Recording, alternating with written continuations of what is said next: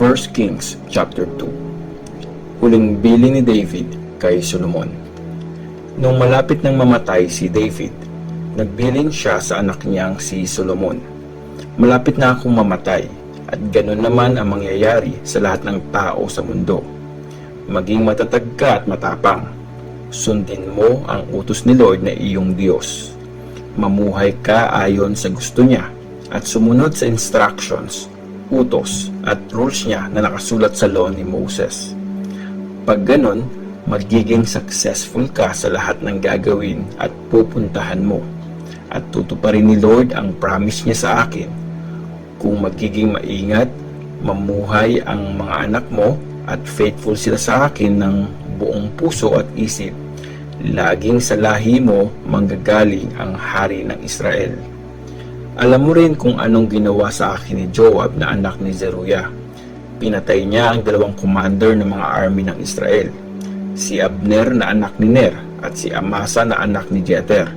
Pinatay sila ni Joab nung time ng peace bilang paghihiganti para sa mga napatay nila nung time ng gera.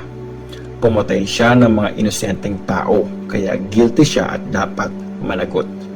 Alam mo na ang dapat gawin. Huwag mong hayaang mamatay siya sa katandaan.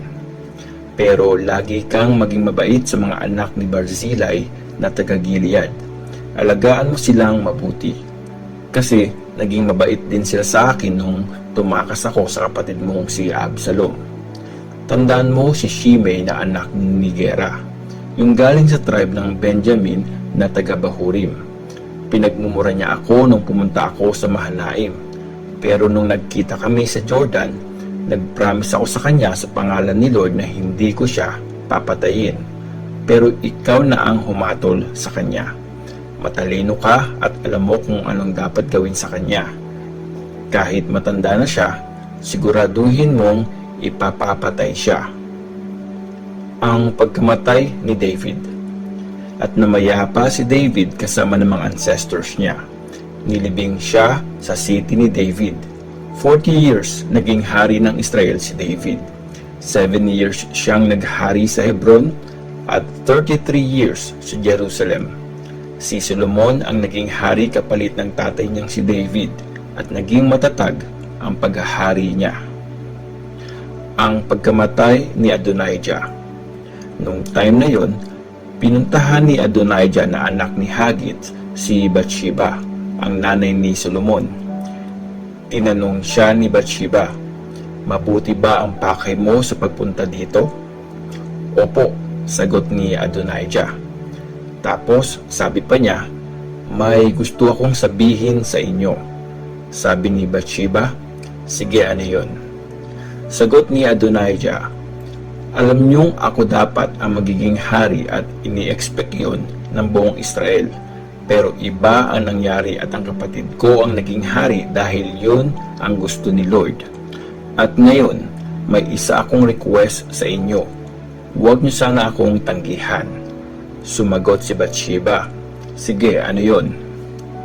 Sabi ni Adonijah, "Please, hilingin niyo kay King Solomon na ibigay sa akin si Abishag na taga Shunem para maging asawa ko. Alam kong di niya kayo tatanggihan." Sabi ni Bathsheba, "Sige, kakausapin ko ang hari para sa iyo."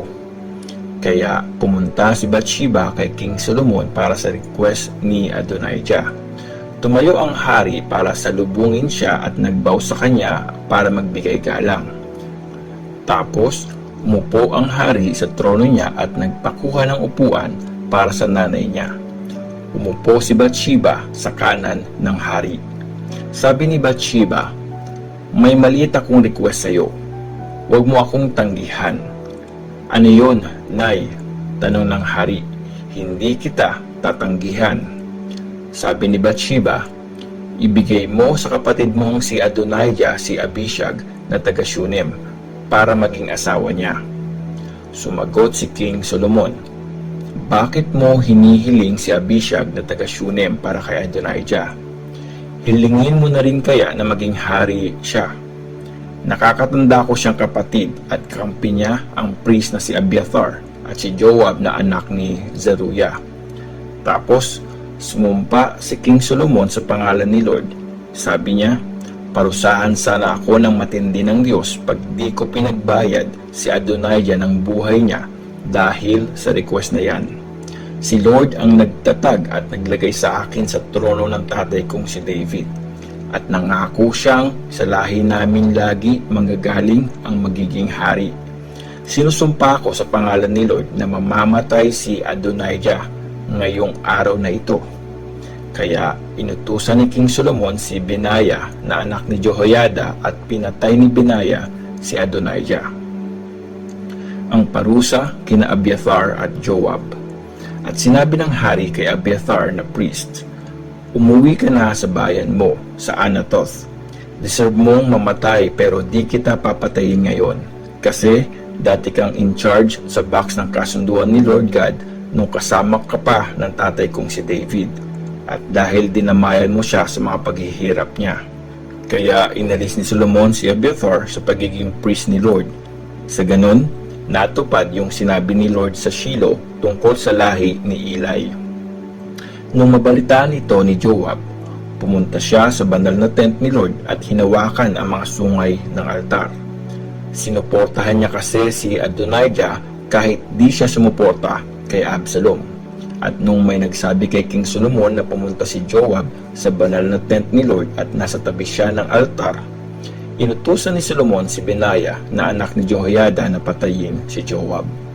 So, pumunta si Benaiah sa banal na tent ni Lord at sinabi kay Joab, inutos ng hari na lumabas ka dyan. Sabi ni Joab, ayoko, dito na ako mamamatay. At bumalik si Benaiah at sinabi sa hari ang sagot ni Joab. Sabi ng hari sa kanya, gawin mo ang sinabi niya, patayin mo siya at ilibing. Sa ganon, ako at ang buong pamilya ng tatay ko ay di mananagot sa pagpatay ni Joab sa mga walang kasalanan. Paparusahan siya ni Lord sa mga pagpatay niya. Kasi pinatay ni Joab ang dalawang lalaking mas matuwid at mas mabuti kesa sa kanya. At walang alam doon ang tatay kong si David. Pinatay ni Joab ang anak ni Ner na si Abner, commander ng army ng Israel, at ang anak ni Jether na si Amasa, commander ng army ng Judah. Si Joab at ang lahi niya ang forever na mananagot sa pagkamatay nila. Pero kay David, sa lahi niya, sa pamilya niya, at sa kaharian niya, success ang ibibigay ni Lord forever. Kaya pinuntahan ni Benaiah si Joab at pinatay. Nilibing siya sa sarili niyang bahay na malapit sa desert. Inappoint ng hari si Benaiah na anak ni Jehoiada para maging commander ng army kapalit ni Joab, at ipinalit kay Abiathar si Sadok na priest. Ang pagkamatay ni Shimei. Pagkatapos, pinatawag ng hari si Shimei at sinabi sa kanya, magtayo ka ng bahay sa Jerusalem at dun ka manirahan. Huwag kang aalis dun. Pag umalis ka dun at tumawid ng batis ng Kidron, siguradong mamamatay ka at ikaw lang ang dapat sisihin. At sabi ni Shimei sa hari, mabuti ang sinabi niyo, susundin ko kayo, kamahalan. Kaya nanirahan si Shimei sa Jerusalem ng matagal na panahon. Pero after 3 years, tumakas yung dalawang alipin ni Shimei papunta sa hari ng Gath na si Akish, anak ni Maaka. Nung may nakapagsabi kay Shimei na nasa Gath ang dalawang alipin niya, hinanda niya ang donkey niya at pumunta kay Akish sa Gath para hanapin sila. Sinama niya pa uwi yung mga alipin niya mula sa Gath. Nung may nagsabi kay Solomon na umalis si Shimei sa Jerusalem papunta sa Gath at nakabalik na, pinatawag ng hari si Shimei at sinabi, di ba pinasumpa kita sa pangalan ni Lord at winarningan na pag umalis ka sa Jerusalem, siguradong mamamatay ka? At ang sabi mo, mabuti ang sinabi ko at susundin mo ito. Bakit di ka tumupad sa promise mo kay Lord at sa utos na binigay ko sa iyo? Sabi pa ng hari kay Shimei, alam mo sa sarili mo ang lahat ng masamang ginawa mo sa tatay kong si David. Kaya paparusahan ka ni Lord dahil doon. pero ibibless ako ni Lord at ang paghahari ni David ay forever niyang itatatag. At inutusan ng hari si Benaiah na anak ni Jehoiada. Umalis si Benaiah at pinatay si Shimei, kaya naging kontrolado na ni Solomon ang kaharian.